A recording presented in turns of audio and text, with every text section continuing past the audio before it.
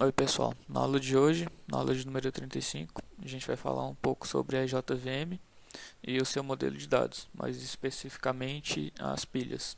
Bom, o vídeo foi feito pelos alunos Bruno Contessoto, João Henrique e Jonathan Rufino. Esperamos que ao final do vídeo você tenha compreendido o que é e como funciona a JVM. No decorrer dessa videoaula, abordaremos os temas de microarquitetura, JVM e JVM, o seu modelo de dados, as pilhas e seu modelo de memória. Como podemos ver nessa imagem, a microarquitetura está um nível acima do nível da lógica digital. Este é o nível cuja função é implementar a camada ISA.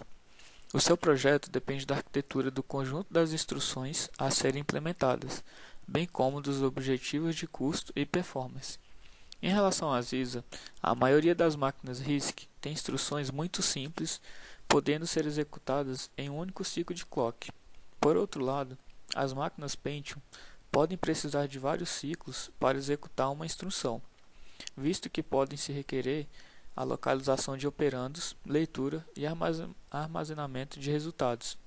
Assim sendo, é necessário uma nova metodologia para a geração de sinais de controle diferentes das existentes nas instruções mais simples.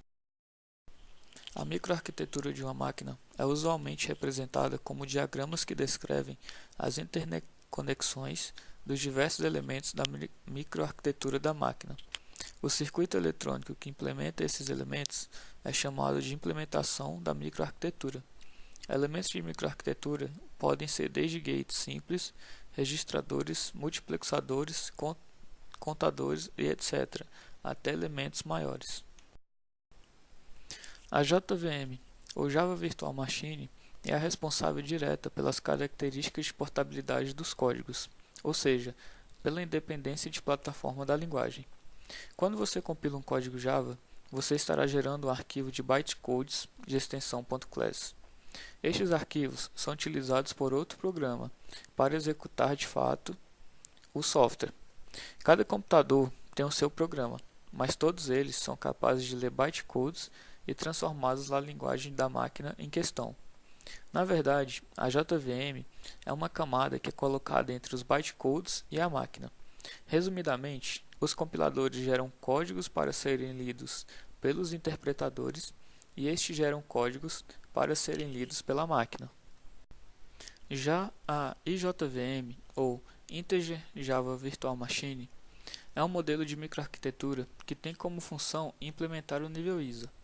O nível ISA está posicionado logo acima da microarquitetura, e é ele que define como a microarquitetura deve ser construída.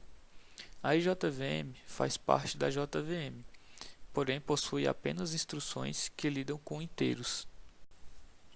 É comum, em grande parte das linguagens de programação, o uso de métodos. Esses métodos possuem suas variáveis locais que precisam ser armazenadas em algum lugar. Porém, essas variáveis não possuem um endereço absoluto em memória. Dessa forma, é necessário o uso de registradores que ficarão responsáveis por controlar quais variáveis pertencem a determinada instrução ou método. Dessa forma, a memória é alocada apenas para procedimentos que estão ativos em dado momento. Quando o procedimento retorna, a faixa de memória que estava sendo utilizada é liberada para o próximo procedimento. Uma pilha é uma área de memória reservada para o armazenamento de variáveis locais de um procedimento.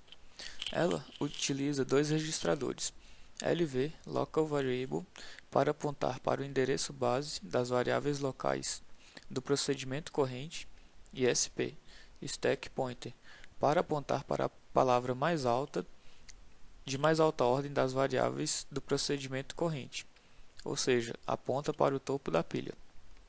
As referências aos elementos da pilha são feitas por deslocamento a partir do endereçamento de LV. A imagem a seguir mostra o uso da pilha para armazenar variáveis locais. Na imagem A, enquanto A está ativo, LV aponta para a variável A1 e SP para a variável A3. Em seguida, é chamado o procedimento B.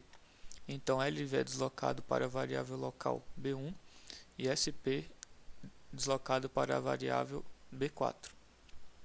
Logo em seguida é chamado procedimento C. Assim, LV é deslocado para a variável local C1 e SP para a variável C2.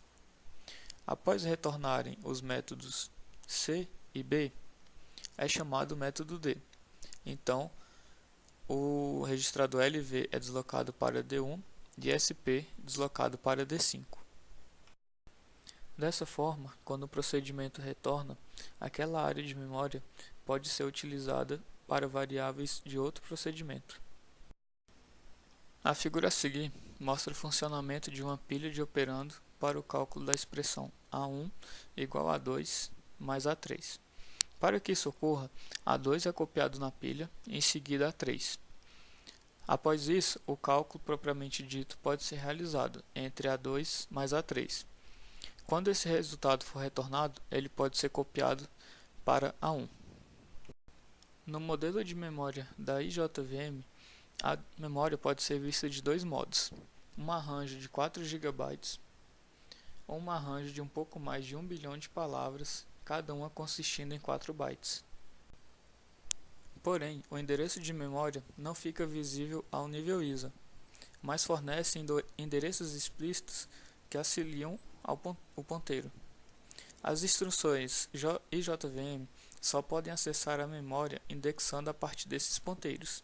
Em qualquer instante, as seguintes áreas de memória são definidas. 1. O pool de constantes. Não pode ser escrito pelos programas IJVM. Contém constantes, strings e ponteiros para endereço de memória. O registrador CPP, Constant Pool Pointer, aponta para a primeira palavra do pool de constantes. O quadro de variáveis locais.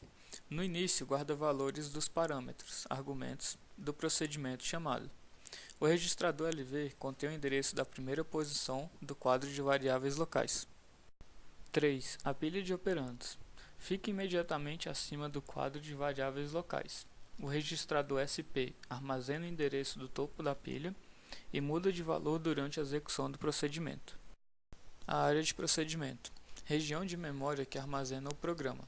O registrador PC, Program Counter, aponta para o endereço da instrução que deve ser buscada em seguida. Observações.